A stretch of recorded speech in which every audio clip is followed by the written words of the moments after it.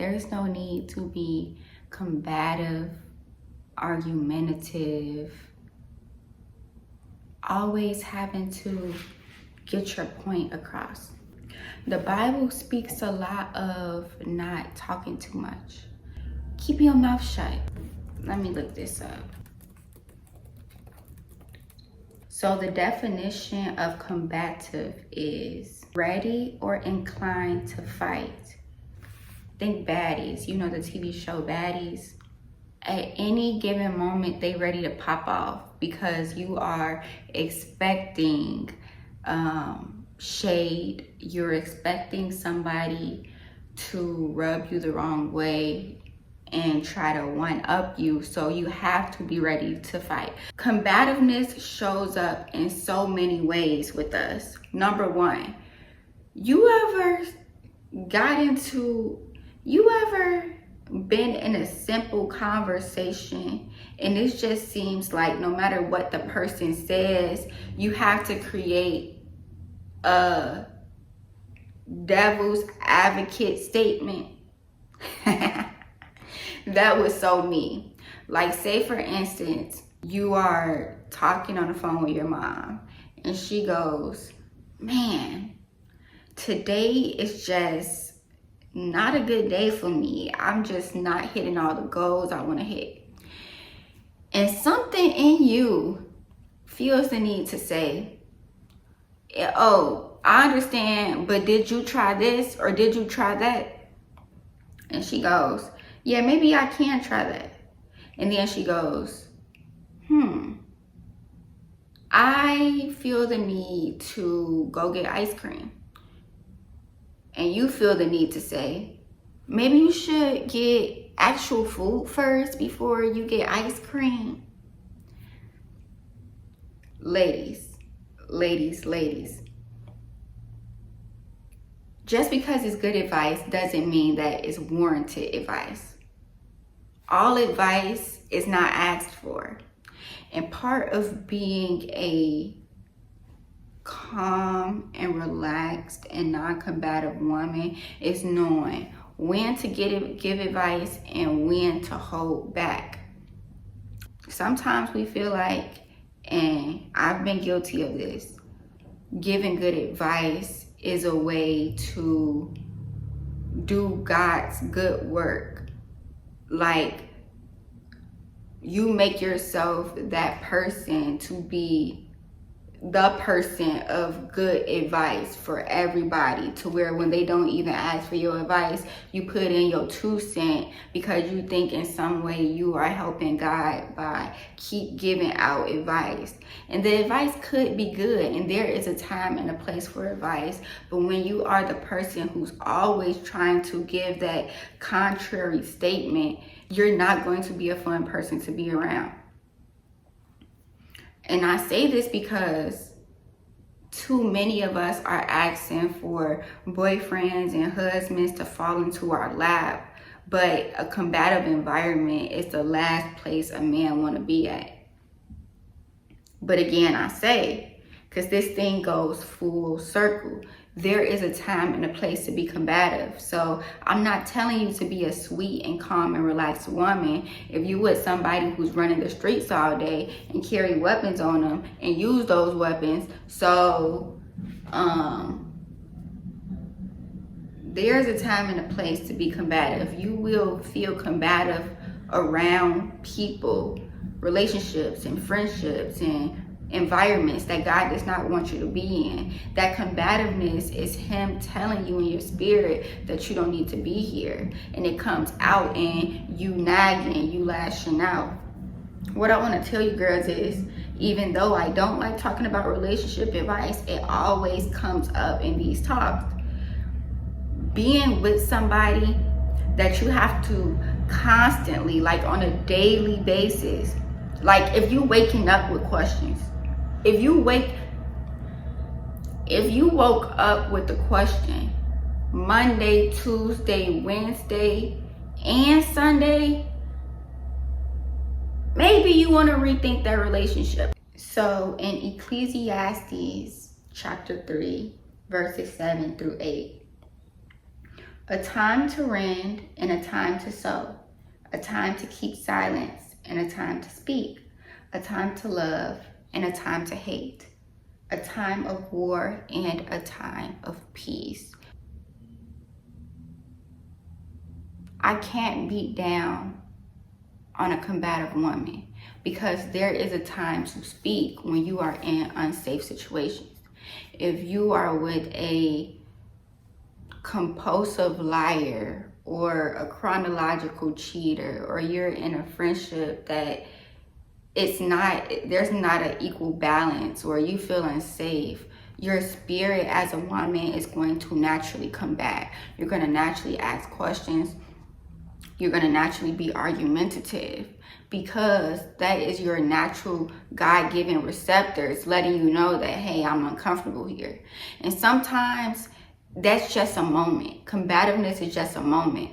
But when you are with somebody or you are in an environment where that combativeness is turned on more times than it's turned off, you want to rethink your internal environment, and you want to think your external environment, meaning who's around and where you are. Why not be peaceful, y'all? Why not be peaceful? There are moments when you're just not going to feel the best. You're going to have so many questions. You're going to cry. You're going to kick. You're going to scream. But that should not be your whole life as a woman. Even in those times when you are questioning yourself, you don't know what's next. Don't stress yourself out asking the same questions over and over and over again, thinking the same thoughts over and over and over again, combating things that you already heard the answers to. That creates disturbance in the soul of a woman. You ever notice, even when you're in a conversation and you feel the need to keep talking and keep asking irrelevant questions, how unsettled your soul feels versus you not knowing everything and going, listening. Just listen. You hear that? You hear that silence? 1 second.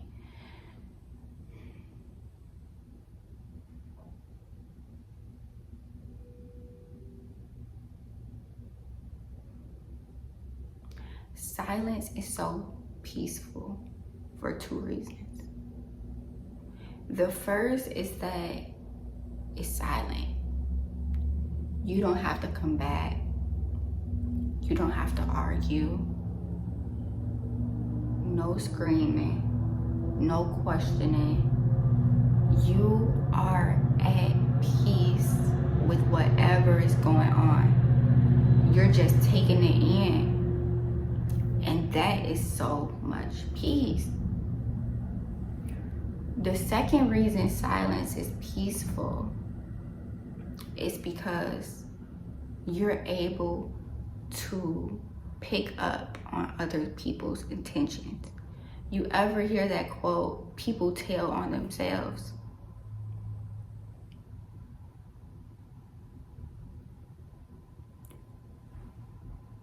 As a woman, one thing that my mom has always taught me is that you don't have to disturb your inner world by going through a man's phone, trying to combat, trying to see what's in his phone, because silence is going to bring the answers all to you. Because in your silence, you can be watchful. You can go, oh, okay, like, he's doing something different with his phone. Oh, okay. He's going to these places at this. He's doing something different. Like, I can hear his words. He's telling me without telling me that there's somebody else in the picture. When you're silent and you're watchful, you pick up on things like that.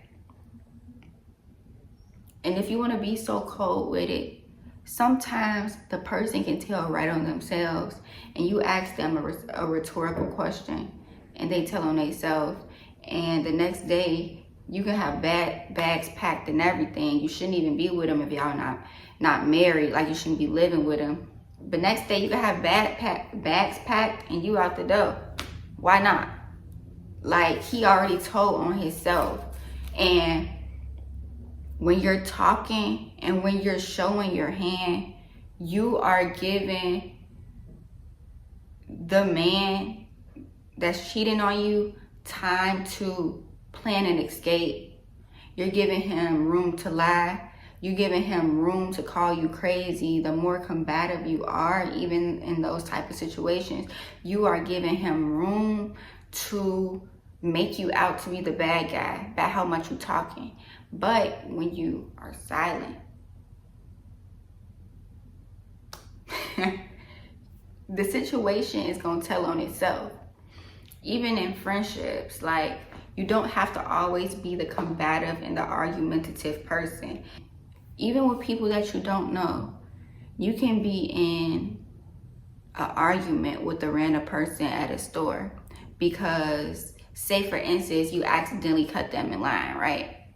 So they were there, you did not see them because they probably was going to look at some for a hot second, so you come in line. This person go, hold on, you got in front of me, like, aren't you going to move? Because I was right there, obviously, you didn't see me. You look back and you go,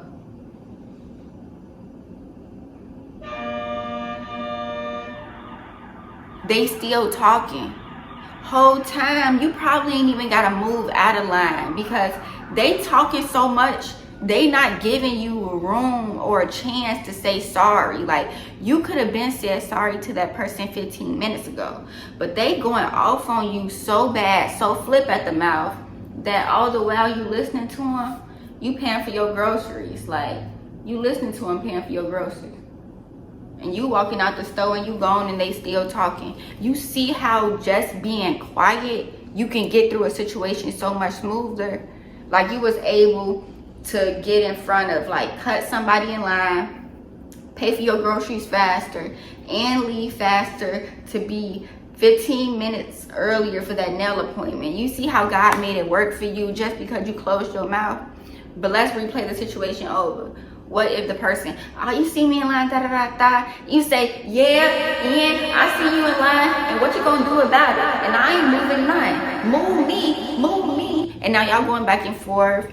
The person is a bit stronger than you, so you have a black eye, a bruised lip, and they broke one of your bones. So you probably gotta go to the hospital, get one of your bones plopped back in place.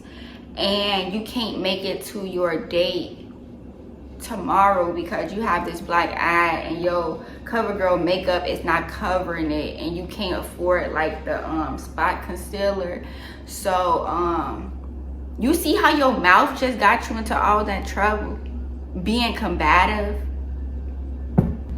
Here's another thing that combativeness leads to. We all know gossipers. Like, raise your hand if you know somebody who is a straight gossiper. Like, come on. We all know gossipers. But I dare to say, not all gossipers are intentional gossipers. A lot of gossipers are people who are combative, meaning it did not start off as a gossip. It did not start off with ill will, but what they said got around just for the simple fact of, why are you concerned about another person? So I'll tell you, for an example. So in this situation, I am playing the gossiper or the combative person. So you have two people, a male and a woman, a husband and a wife. And this husband and this wife, they are arguing real bad. I see it because I'm nearby and they're just going at it and they're arguing. And so just me not knowing how to mind my own business me having too many questions, me having a beg to differ, argumentative, opinionated spirit. I'm watching it, and just out of pure curiosity, I could tell another person, hey, I heard this person say A, B, C, and D. They was arguing towards each other. I can't believe he said that to her. Like, she should leave him. And so, nobody was hit. Everybody drove off the lot safely. They got to where they needed to be. But I feel the need to stay behind and tell 5, 6, 7, 8 people everything that I heard in the conversation. It didn't even have to be out of malicious intent. The point was, she should just leave him. I want the best for her, da da da da. So I give my little 2 cents out to whoever, and then the day goes on. The day goes on, and the lady who was in the relationship arguing with her husband eventually calls me and goes, what's the need for you to tell A, B, C, and D what's going on in my relationship? Whole time they arguing about something that they went over in marriage counseling. Whole time they end up solving the problem. Whole time you did not have to have an opinion about it anyway, and you could have minded your own business. Now you done stirred up some mess, and something that was solved between those two is now circulating, and it's causing a division in the community. Do you see how keeping to yourself sometimes, being quiet, not being too opinionated, not being too argumentative and combative and nosy can get you into situations you never asked to be in?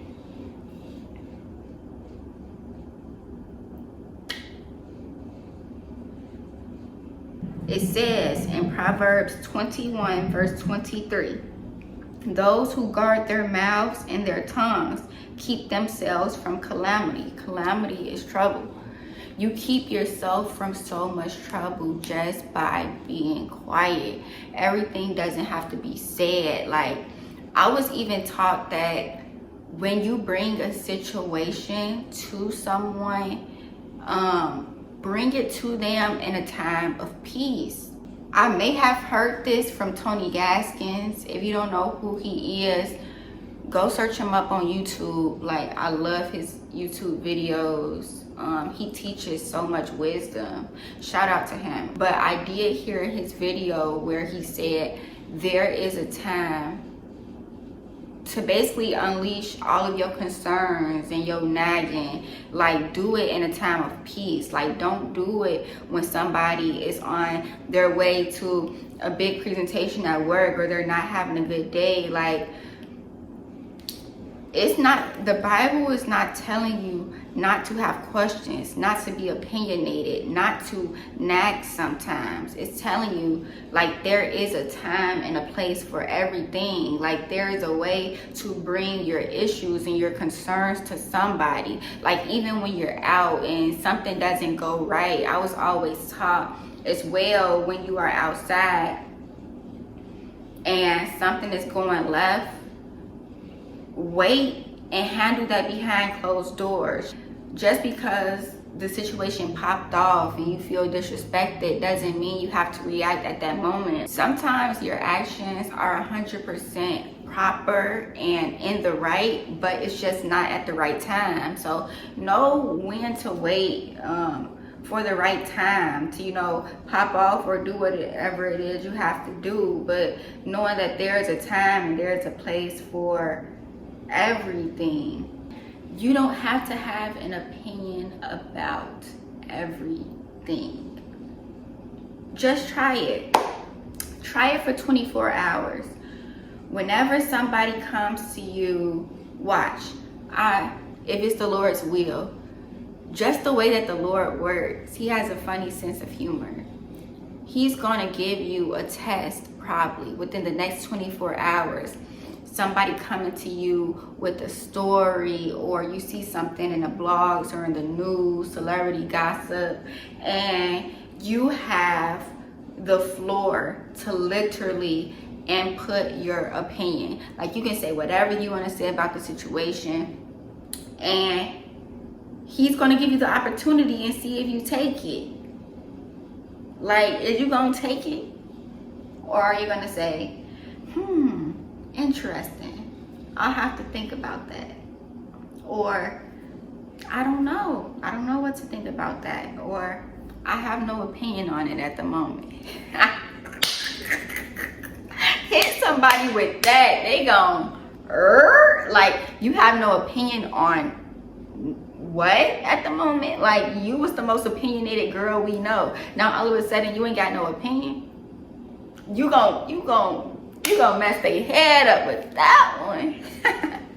No, but try it for the next 24 hours. Like, now unless it's something to where you literally have to have an opinion on, like you about to go to the court of justice or it's just life or death, then you need to muster up an opinion. But if it's just like little like gossip going around or something happening, or just have no opinion on it. Just not. If somebody's bringing you a situation or something happened in their day, you don't have to give them no warranted advice. A listening ear is gold. To sit there and just listen to somebody yap on, they'll see that as more gold than you giving them the best advice you can possibly give them at the moment. A listening ear is also a gift. Don't think that you're on the phone with somebody and you just feel like they need advice, or you feel like they need a word of encouragement. Like, sometimes they just want a listening ear. Sometimes it's okay just to listen. Some of the best feelings of encouragement I ever got for somebody is the fact that they just did not say anything and they understood exactly where I was coming from. Even if they didn't understand, I didn't know. Like, they didn't say nothing, but it was so comforting knowing that I can speak. Because when you think about it, the average human being that you go to talk to, you gonna bring them a concern and they automatically gonna tell you what they feel about it. And you did not care or ask to think of what they felt about it. But they felt the need to tell you. To come to a person talking your stuff and they just listen like it's a magical feeling. And I would like for you all to give somebody else that magical feeling. Even if you never receive it, y'all. We talk about love, because just because you can be a good listener doesn't mean you're going to attract good listeners. Like, that's what God is here for. God is the best listener. We talk all day, we think all day, we complain all day, and he will literally sit there and listen. So give the gift to somebody else. Be a good listener, y'all. Be a good listener. And as a woman, this just makes you golden. To be a faithful person, do you know you don't even have to talk? To be a person of faith, you don't have to say a word. You know how I know that? Because everybody can't talk. Based off of health conditions, based off of different things, traumas, everybody can't talk. To be a woman of faith, you don't always have to talk. To be encouraging, you don't always have to talk. There's more things you can do to encourage somebody or to show that you care than yap. You can volunteer somewhere. You can sit and just let somebody feel your presence. You can smile at somebody. You can nod in agreement. Like, there's more things to do as a woman than sit here and talk. Ask God to reveal to you, like, how can I show my faithfulness without my words?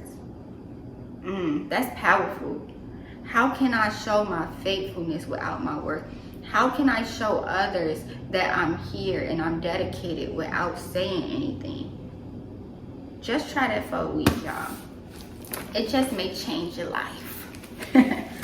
But thank you guys for sitting here and listening to me talk. You see how you were just being a good listener? Like, you sat here for what, 30-some minutes and watched little me talk. And you probably was talking the whole way through, interrupting me low key. But if you wasn't, give yourself a pat on the back. And if you was talking, Give yourself a pat on the back, because we are going to get this thing right together, and that's all that matters. And yes, have a blessed one, and until next time, see ya.